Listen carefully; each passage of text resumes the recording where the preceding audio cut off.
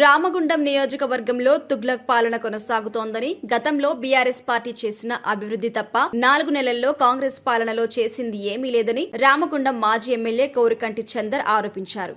ఈ మేరకు పెద్దపల్లి జిల్లా గోదావరి ఖని బీఆర్ఎస్ పార్టీ కార్యాలయంలో ఏర్పాటు చేసిన మీడియా సమావేశంలో చందర్ మాట్లాడుతూ, అభివృద్ధి పేరు మీద చిరు వ్యాపారుల్ని ఇబ్బందులకు గురి చేస్తున్నారని, నోటీసులు ఇవ్వకుండానే రాత్రికి రాత్రే గూండాలా వ్యవహరిస్తూ ఇండ్లను కూల్చివేస్తున్నారని ఆగ్రహం వ్యక్తం చేశారు. రోడ్డు వెడల్పు కార్యక్రమం పేరు మీద గతంలో బీఆర్ఎస్ కు అండగా నిలిచిన వారిని కాంగ్రెస్ నాయకులు ఇబ్బందులకు గురి చేస్తున్నారని పేర్కొన్నారు. అభివృద్ధి పేరు మీద నిరుపేద కుటుంబాలను ఇబ్బందులకు గురి చేయవద్దని, అఖిల పక్షాన్ని ఏర్పాటు చేసి సరైన నిర్ణయం తీసుకోవాలి అన్నారు. అలాగే సాగునీరు లేక పంటలు ఎండిపోయిన రైతులను ప్రభుత్వం ఆదుకోవాలని, ఎకరాకి 25,000 రూపాయల నష్టపరిహారం అందించాలని డిమాండ్ చేశారు. రేపు జిల్లా కేంద్రంలో నిర్వహించే రైతు నిరసన దీక్షలో రైతులు పెద్ద ఎత్తున పాల్గొని విజయవంతం చేయాలని పిలుపునిచ్చారు. భయాందోళనలకు గురి చేసేటువంటి చర్యలు జరుగుతూ ఉన్నాయి ఈ కాంగ్రెస్ పార్టీ నాయకత్వంలో. నిజంగా చాలా విచారకరం, చాలా బాధాకరం.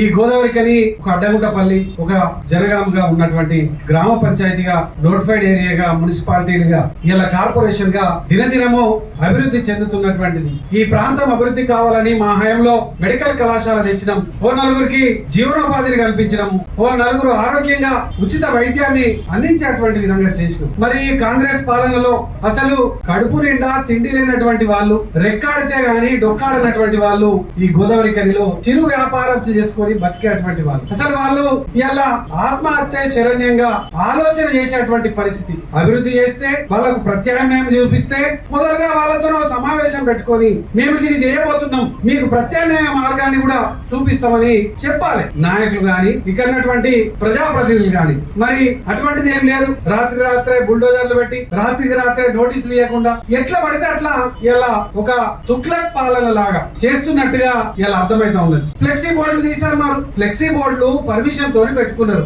ఆ పర్మిషన్ తీసుకున్నటువంటి వాళ్ళు ఎవరైతే ఉన్నారో వాళ్ళను మీ ఫ్లెక్సీ బోర్డు తీసేస్తున్నామనంటే వాళ్ళు స్వచ్ఛందంగా తీసేస్తారు. ఆ ఐరన్ స్క్రాప్ వాళ్ళకు కూడా కనీసంగా వాళ్ళు 10,000, 20,000 తోని బోర్డులు పెట్టుకునేటోళ్ళు భయాందోళనతో ఉన్నారు. ఏమనంటే కక్ష సాధింపు ధోరణి. మీరు గతంలో బీఆర్ఎస్ పార్టీ కోరుకంటి చందర్ కు మద్దతుగా నిలిచింది కాబట్టి మిమ్మల్ని రోడ్డు మీద పడేస్తాం, మీ వ్యాపారం లేకుండా చేస్తామనే ధోరణిలో ఇలా ఒక పరిపాలన నడుస్తున్నది. దీన్ని ప్రజలందరూ కూడా